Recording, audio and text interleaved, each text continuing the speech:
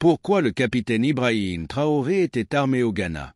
Bonjour et bienvenue sur ABC Info. Aujourd'hui, nous plongeons au cœur d'un mystère qui a captivé l'Afrique entière. Pourquoi le capitaine Ibrahim Traoré, président du Burkina Faso, a-t-il fait une apparition surprise et armé au Ghana lors de l'investiture présidentielle? Quel message voulait-il faire passer en se montrant dans un contexte si sensible et sous haute sécurité?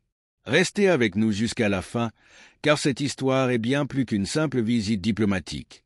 Et avant d'aller plus loin, prenez un instant pour vous abonner à ABC Info. Ici, nous décryptons les faits et dévoilons ce que beaucoup ne disent pas. Vous êtes abonnés? Parfait. Commençons. Le 7 janvier, lors de l'investiture du président ghanéen John Mahama, tout semblait suivre un protocole habituel. La liste des invités de marque était bien établie. Officiellement, Ibrahim Traoré avait refusé l'invitation, préférant envoyer un représentant pour assister à l'événement. Mais ce qui s'est passé ce jour-là a surpris tout le monde, y compris les organisateurs ghanéens. Au petit matin, alors que le Ghana se préparait pour la cérémonie, un convoi de Land Cruiser noirs a fait irruption sur le site de l'événement. Les moteurs ronflaient, les gardes étaient lourdement armés, et tout dans cette entrée respirait l'imprévu.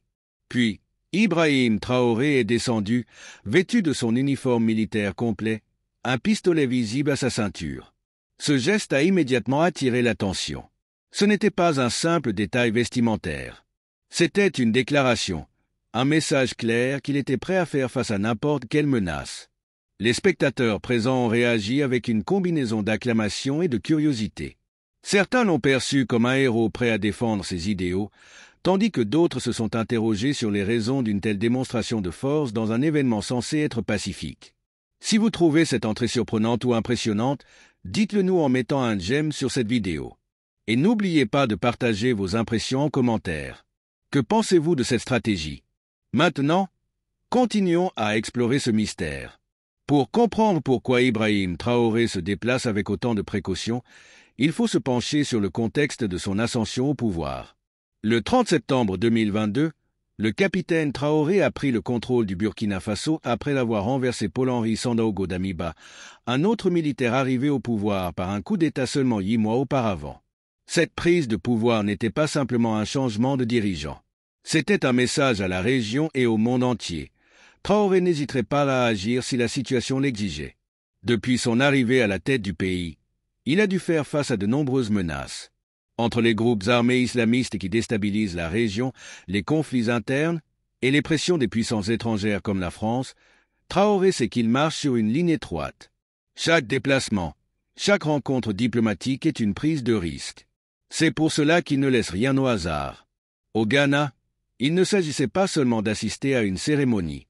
C'était aussi une démonstration de force et un rappel qu'il reste vigilant, peu importe le contexte.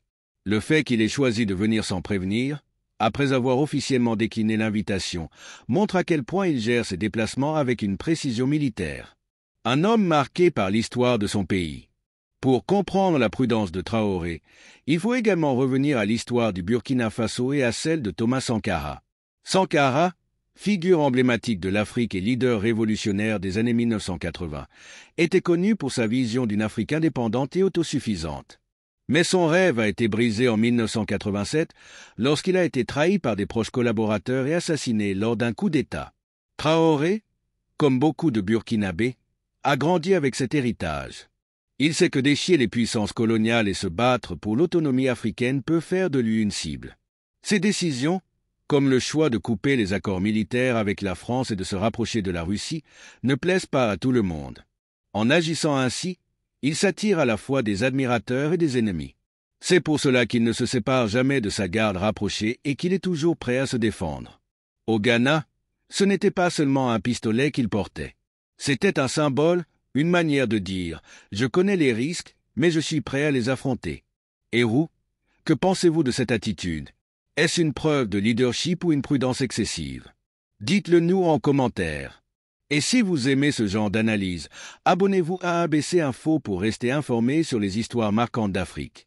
Le message derrière l'apparition armée. Ce que beaucoup n'ont pas vu lors de cet événement, c'est le message politique derrière cette apparition armée. Pour Ibrahim Traoré, chaque déplacement est une opportunité de rappeler son engagement envers son peuple et sa vision pour l'Afrique. En arrivant armé, il voulait montrer qu'il n'attendait pas que la sécurité vienne d'ailleurs.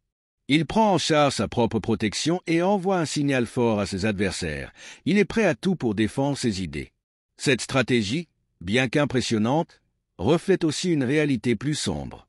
En Afrique, les alliances politiques changent rapidement, et les dirigeants doivent constamment se méfier des complots. En se montrant armé, Traoré ne faisait pas que protéger sa vie. Il protégeait également l'avenir de son pays et l'héritage qu'il souhaite laisser.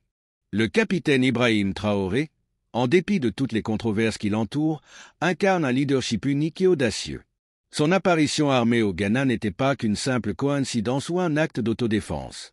C'était un message calculé, destiné à rappeler que la souveraineté africaine ne s'obtient ni dans le confort ni dans la passivité, mais bien dans la résilience et la préparation. Pour conclure sur une note encore plus marquante, ce que représente Traoré va bien au-delà de sa personne. Il est le symbole d'une génération de leaders africains qui cherchent à rompre avec les dépendances historiques et à forger un avenir où l'Afrique ne sera plus un simple spectateur mais un acteur clé sur la scène internationale.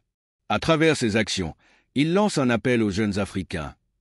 Soyez fiers de vos racines, défendez vos convictions et ne laissez personne dicter votre destinée.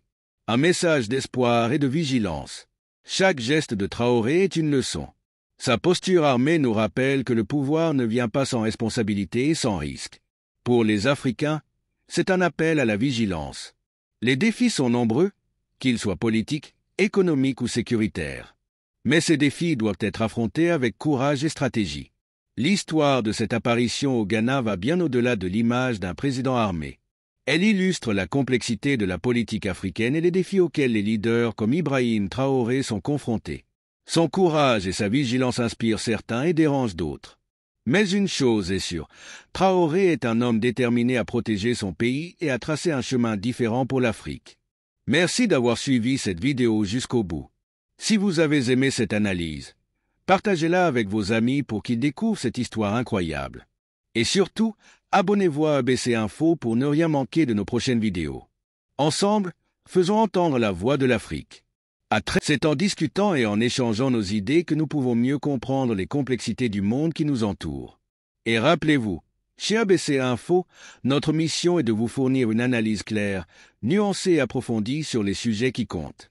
Alors, restez connectés et rendez-vous dans une prochaine vidéo pour continuer à explorer ensemble les grands enjeux de notre époque.